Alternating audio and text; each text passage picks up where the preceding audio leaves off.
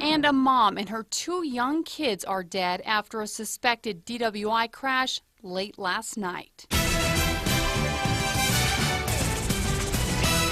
Good afternoon, I'm Kim Baez. The 21-year-old mother and her kids, ages 4 and 2, were pronounced dead on the scene.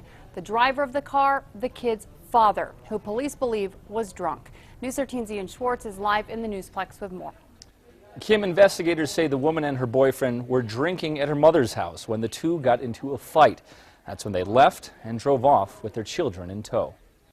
This is the home 22-year-old James Wilbert and 21-year-old Don Jaramillo left with 4-year-old Marissa and 2-year-old Michael. We've received a call from one of the family members stating that they'd left the house and they'd been drinking and the kids were in the car. Valencia County deputies quickly searched the area for the car, hoping to prevent a tragedy. They never did find them until after they received a second call about an hour later. It was too late. The second call came after someone saw this mangled car on the road. The car the family had been in was flipped over.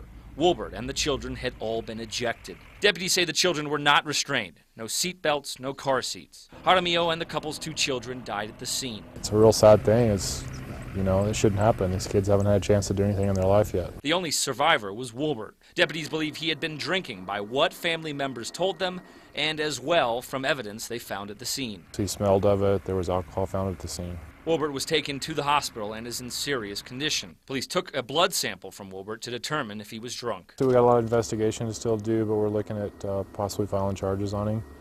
We'll consult with the DA's office and make sure we got everything in order.